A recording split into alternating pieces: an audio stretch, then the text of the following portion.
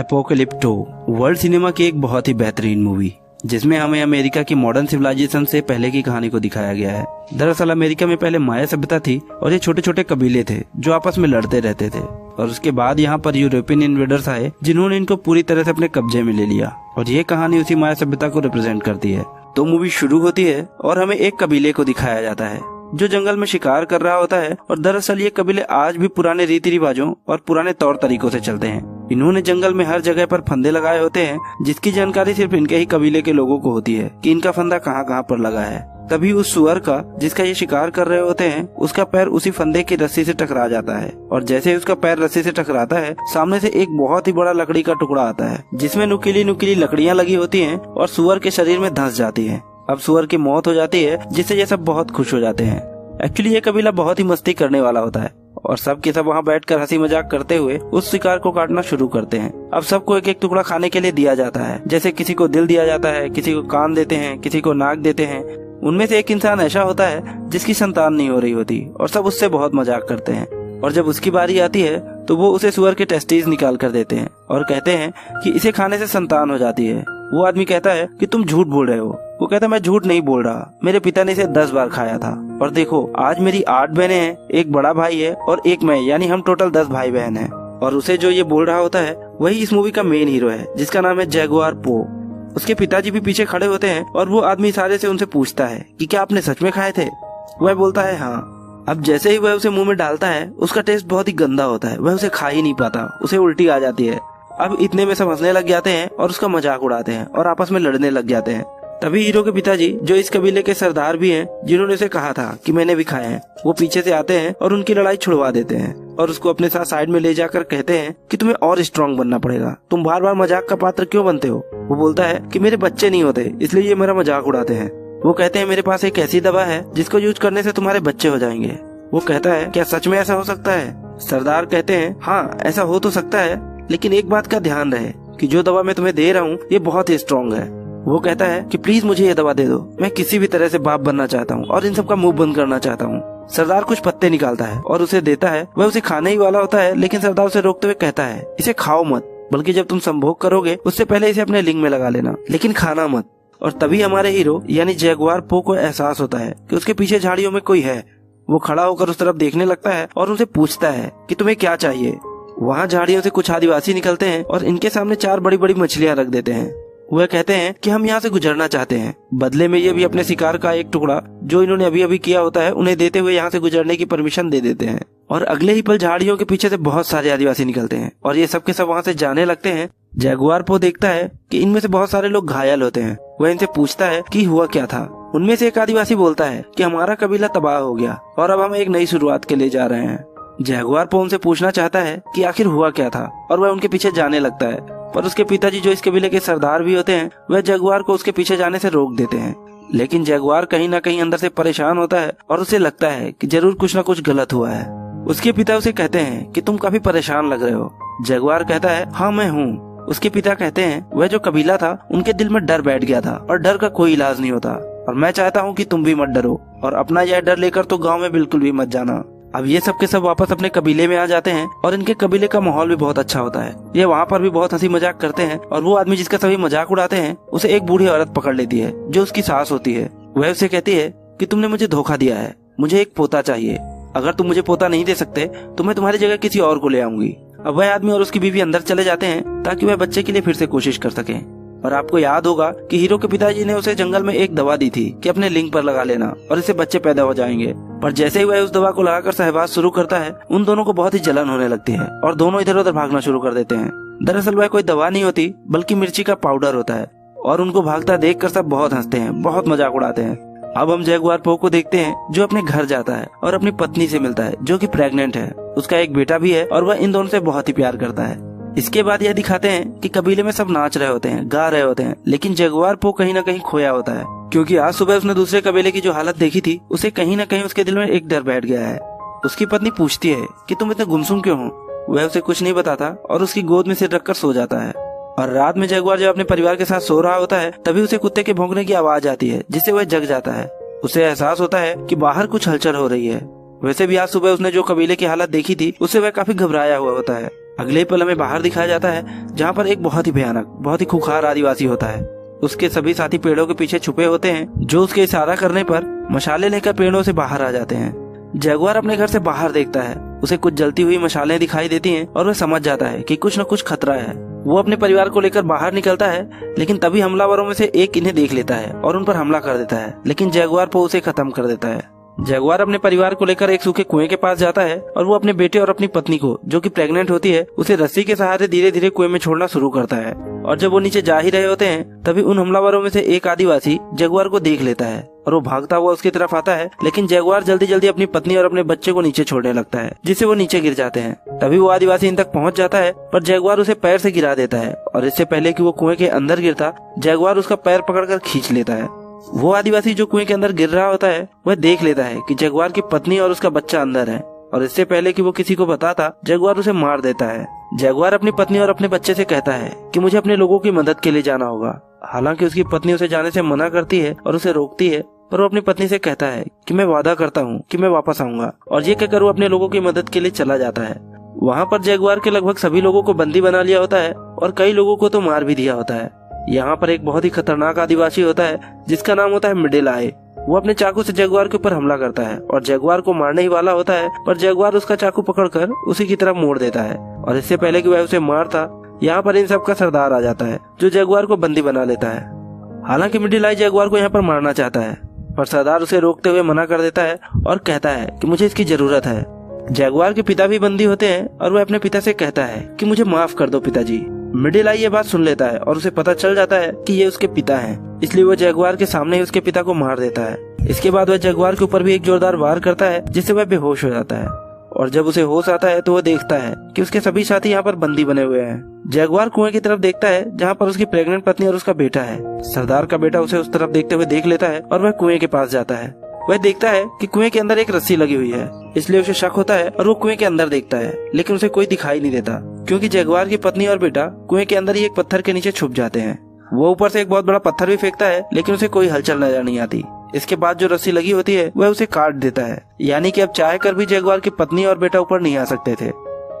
और अब इन्होंने जितने भी कबीले वालों को बंदी बनाया होता है, इन सबको अपने साथ लेकर एक लंबे सफर पर निकल पड़ते हैं।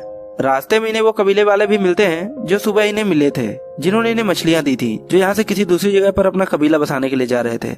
दरअसल इन खूंखार आदिवासियों ने उन्हें भी पकड़ लिया होता है और अब ये सब के सब एक लंबे सफर के लिए निकल पड़ते हैं, जहाँ पर इन्हें नदियों को पार करना पड़ता है, ऊंचे ऊंचे पहाड़ों के सकरे रास्तों से गुजरना पड़ता है, और फिर एक लंबे सफर के बाद ये खूंखार आदिवासी उस जगह पर पहुंच जाते हैं जहाँ से ये बिलोंग करते हैं। और जब ये अपनी सरहद के बाहर ही होते हैं, तब हमें बहुत सारी डेड बॉडीज पड़ी हुई दिखाई देती हैं, जिन्हें देखकर साफ साफ समझ आ रहा था कि ये वो लोग हैं जिन्हें किसी तरह की कोई बीमारी हुई है, जो छूने से फैलती है। यहाँ पर एक बच्ची भी होती है जो जिंदा होती है, और वह इन खूंखार आदिवासियों के साथ आना चाहती है, लेकिन ये लोग उसे नहीं आने देते। और वो इन खूंखार आदिवासियों को, जो इसी जगह से बिलोंग करते हैं, उन्हें कहती है कि बहुत जल्द पवित्र समय आने वाला है, जब दिन में अंधेरा हो जाएगा और एक आदमी तुम्हें यहाँ से बाहर ले जाएगा, और तुम्हारा और तुम्हारे इस पूरे साम्राज्य का हमेशा के लिए अंत हो जाएगा। अब ये सब के सब वहाँ से आगे चले जाते हैं, और तभी एक गांव आता है जहाँ पर बहुत सारे मजदूर होते हैं। उनकी हालत बहुत ही ज्यादा खराब होती है, पर फिर भी उन्हें यहाँ पर काम करना पड़ता है, लेकिन इन्हें यहाँ पर नहीं छोड़ा जाता और आगे ले जाया जाता है। अब कबीले का सरदार, जो इन सबको यहाँ बंदी बनाकर लाया है, उसके पास एक आदमी आता है। वो पूछता है कि कितने आदमी हैं। वो कहता है कि मेरा बेटा बताएगा, लेकिन इस बार पैसे अच्छे चाहिए। यानी कि ये लोग इन्हें यहाँ पर पकड़कर इसलिए लाए हैं ताकि इन्हें बेच सकें। यहाँ पर इंसानों को बेचा जाता है और इनके साथ जो बंदी औरतें होती हैं, उनकी बोली लगाई जाती है और उन्हें बेच दिया जाता है, और बचे हुए आदमियों को यहाँ से आगे ले जाया जाता है, जहाँ पर बहुत भीड़ होती है। यह एक तरह का मंदिर होता है जहाँ पर इंसानों की बलि दी जा रही होती है, और अब जगुआर को उसकी बलि देने के लिए यहाँ पर ले जाया जाता है। दरअसल ये लोग ईश्वर को खुश करने की बात कर रहे होते हैं, और इससे पहले कि वो जगुआर को मारते, सूर्य ग्रहण हो जाता है और चारों तरफ अंधेरा छा जाता है, जिससे यहाँ पर मौजूद सभी लोग घबरा जाते हैं और सब रुककर प्रार्थना करने लगते हैं। फिर थोड़ी देर बाद जब सूर्य ग्रहण छट जाता है, तो इनकी बलि नहीं दी जाती और इन सबको एक दूसरी जगह ले जाया जाता है, जहाँ पर एक लंबा सा ग्राउंड होता है, और उसके दूसरी तरफ होता है मक्के का खेत, जिनके पीछे होता है इनका जंगल। और अब इन सबसे बोला जाता है कि तुम भागो और अपने जंगल चले जाओ। यहाँ पर वो सरदार, जो इन सबको बंदी बनाकर लाया होता है, उसका एक बेटा भी होता है। उसका बेटा मक्के की झाड़ियों के पास चला जाता है ताकि कोई बच के न भाग सके, और अब इन्हें एक एक करके भगाया जाता है, और पीछे से ये लोग इनके ऊपर भाले और अलग अलग हथियार फेंकते हैं ताकि इन्हें मार सकें। इनके कई साथी मारे भी जाते हैं, और अब जगुआर और उसका एक साथी भागते हैं। ये थोड़ा दिमाग लगाते हैं और जिग जैग पैटर्न में भागते हैं ताकि उनके बाढ़ से बच सकें। लेकिन जगुआर के साथी को तीर लग जाता है और वो मारा जाता है। और जगुआर जैसे ही ग्राउंड के लास्ट में पहुंचता है तभी एक तीर उसके आर पार हो जाता है, लेकिन वो मरा नहीं होता, वह जिंदा होता है। यहाँ पर कबीले के सरदार का बेटा जो इन झाड़ियों के पास खड़ा था वह जगुआर को मारने के लिए उसके पास आता है, और इससे पहले कि वह उसे मारता वहीं पर एक जख्मी आदमी होता है जो उसे गिरा देता है। लेकिन कबीले के सरदार का बेटा उसे मार देता है और इसके बाद वह चाकू निकाल कर जगुआर को मारने के लिए आता है। पर इससे पहले कि वह उसे मारता, जगुआर को जो तीर लगा हुआ था उसने उसकी नोक तोड़ ली थी और उसकी मदद से उसके गले को चीर देता है, जिससे सरदार के बेटे की मौत हो जाती है और जगुआर यहाँ से झाड़ियों में भाग जाता है। दरअसल ये खूंखार आदिवासी जगुआर और उसके कबीले वालों को सिर्फ अपनी प्रैक्टिस के लिए मार रहे होते हैं। अब जगुआर यहाँ से भाग जाता है और वो घायल भी होता है और भागते भागते एक गिरे हुए पेड़ के ऊपर, जो कि ऊपर की तरफ जा रहा होता है, उस पर चढ़ जाता है और छुप जाता है। दूसरी तरफ कबीले के सरदार का बेटा मर चुका होता है, जिससे वह पूरी तरह से बौखला जाता है और अब वह किसी भी तरह से जगुआर को खत्म करना चाहता है। इसलिए वो अपने साथियों के साथ जगुआर का पीछा करना शुरू कर देता है। ये सब के सब उस पेड़ के नीचे से गुजरते हैं जिसके ऊपर जगुआर होता है, लेकिन ये उसे देख नहीं पाते। और कुछ दूर जाने के बाद कबीले का सरदार अपने एक आदमी के कंधे पर खून देखता है जो कि उसका नहीं होता। वह समझ जाता है कि यह जगुआर का ही खून होगा जो कि किसी पेड़ के ऊपर है। इसलिए अब सबके सब वापस जगुआर को ढूंढने के लिए आते हैं।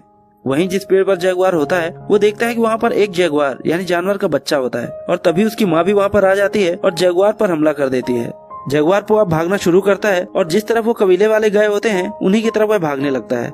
जगुआर अपनी पूरी तेजी से भाग रहा होता है और उसके पीछे खूंखार जानवर होता है। लेकिन इससे पहले कि वो जानवर जगुआर पो को पकड़ता, उसके और उस जानवर के बीच में एक कबीले वाला आदमी जो कि जगुआर को मारना चाहता है वो आ जाता है और वो जानवर उसे मार देता है। जगुआर यहाँ से तो बचकर निकल जाता है, लेकिन कबीले वाले अब भी लगातार उसका पीछा कर रहे होते हैं और एक मोमेंट ऐसा आता है जहाँ पर रास्ता खत्म हो जाता है। दरअसल ये बहुत ही ऊंचा झरना होता है और यहाँ से कूदने का मतलब शायद मौत है, लेकिन उसके पीछे भी मौत है, इसलिए जगुआर वहाँ से कूद जाता है। उसकी किस्मत अच्छी होती है कि वो बच जाता है और किनारे पर पहुँच जाता है। और जब वो ऊपर देखता है तो वहाँ पर कबीले का सरदार और उसके बहुत सारे आदमी उसे देख रहे होते हैं। जगुआर अब इन लोगों को ललकारता है क्योंकि वह अपने जंगल में आ चुका था जहाँ पर वो शिकार किया करता था। वह कहता है कि मेरे दादा ने यहाँ पर शिकार किया था, मेरे पिता ने यहाँ पर शिकार किया था, मैंने भी यहाँ पर शिकार किया और मेरे बच्चे भी यहाँ पर शिकार करेंगे। अगर हिम्मत है तो आ जाओ।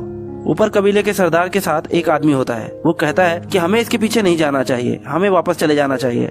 दरअसल उसे उस बच्चे की भविष्यवाणी याद आती है जिसने उसे कहा था कि तुम सबका अंत होगा, एक आदमी आएगा जो तुम्हें तुम्हारे जंगल से बाहर ले जाएगा और इसके बाद तुम कभी वापस नहीं आओगे। सरदार उसे चाकू मार देता है, यानी कि वह अपने आदमी को ही मार देता है। और इसके बाद ये खूंखार आदिवासी एक एक करके वहाँ से कूदते हैं।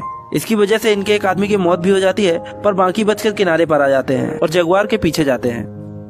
जगुआर वो आगे भाग रहा होता है और तभी अचानक एक दलदल में गिर जाता है। वह किसी तरह से अपने आप को उस दलदल से निकालता है और उसके पूरे शरीर पर कीचड़ लग चुका होता है।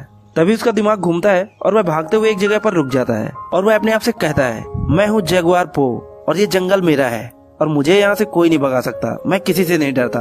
और इसके बाद वह उन आदिवासियों से डर के भागता नहीं है, बल्कि उन आदिवासियों को जो इसके पीछे आ रहे होते हैं अलग अलग तरीके इस्तेमाल कर कर एक एक करके सबको मारना शुरू करता है। सबसे पहले वह उनके ऊपर मधुमक्खियां छोड़ता है और इसके बाद वह मेढक के जहर से एक आदमी को मार देता है।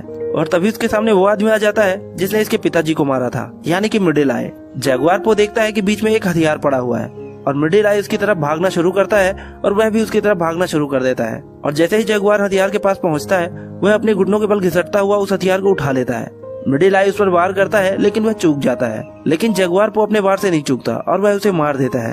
अब हम देखते हैं कि यहाँ पर बारिश होना शुरू हो जाती है और जगुआर पो की बीवी और बच्चा कुएं के अंदर होते हैं जहाँ पर लगातार पानी भर रहा होता है। उसकी पत्नी को अब यहाँ पर लेबर पेन भी शुरू हो जाता है, यानी कि किसी भी वक्त उसकी डिलीवरी हो सकती है।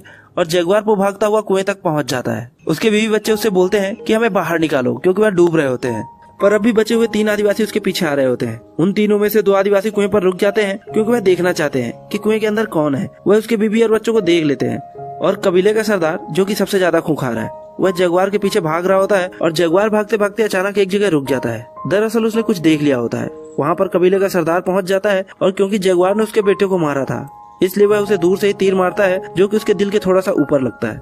जगुआर अब जख्मी हो जाता है, लेकिन फिर भी वह खड़ा होकर कबीले के सरदार को चैलेंज करता है। कबीले का सरदार अपना तीर कमान नीचे फेंक देता है और चाकू निकालता है और जगुआर की तरफ भागना शुरू कर देता है।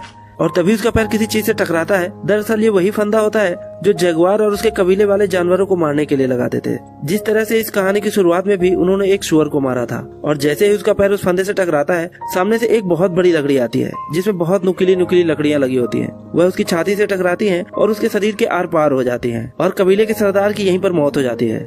अब जगुआर को यहाँ से भी भागना पड़ता है क्योंकि बचे हुए 2 आदमी इसी की तरफ आ रहे होते हैं। वहीं कुएं के अंदर दिखाया जाता है जहां लगातार पानी भर रहा होता है। जगुआर की पत्नी अपने बच्चे को बचाने की पूरी कोशिश कर रही होती है और इसी सर्कमस्टांसेस में वह एक और बच्चे को जन्म देती है। अब सीन शिफ्ट होता है और जगुआर पो को दिखाया जाता है, जो भागते भागते समंदर किनारे पर पहुंचता है और यह काफी थक चुका होता है, इसलिए यह रुक जाता है और हैरानी से समंदर की तरफ देखने लगता है। अब वो 2 आदिवासी जो जगुआर को मारना चाहते थे वो भी यहाँ पर पहुँच जाते हैं, पर वह उसे नहीं मारते। वो भी समंदर की तरफ देखने लगते हैं। अब समंदर में हमें बड़े बड़े जहाज दिखाए जाते हैं जो यहाँ पर लंगर डाल रहे होते हैं, और छोटी छोटी कश्तियों में कुछ लोग इनके टापू की तरफ आ रहे होते हैं। अब जगुआर को मौका मिल जाता है और वह भागते हुए कुएं के पास पहुँचता है जहाँ पर उसकी पत्नी और बच्चे डूबने वाले होते हैं, लेकिन वह अपने परिवार को बचा लेता है। अब अंत में हमें दिखाया जाता है कि जगुआर अपने परिवार के साथ जंगल में होता है और उसकी पत्नी समंदर में बड़े बड़े जहाजों को देखते हुए पूछती है कि क्या हमें उस तरफ जाना चाहिए। जगुआर कहता है हमें जंगल में जाना चाहिए ताकि हम एक नई शुरुआत कर सकें, और वो दोनों जंगल की तरफ चले जाते हैं। दरअसल इन बड़े बड़े जहाजों में जो लोग आए होते हैं वो यूरोपियंस होते हैं, जो यहाँ पर इस टापू पर अपना कब्जा जमाने के लिए आए हैं, और इनके पास इतने आधुनिक हथियार होते हैं कि ये आदिवासी कबीले वाले जिन्हें माया सभ्यता कहा जाता है वो इनका मुकाबला नहीं कर सकते। और इसी के साथ ये मूवी खत्म हो जाती है।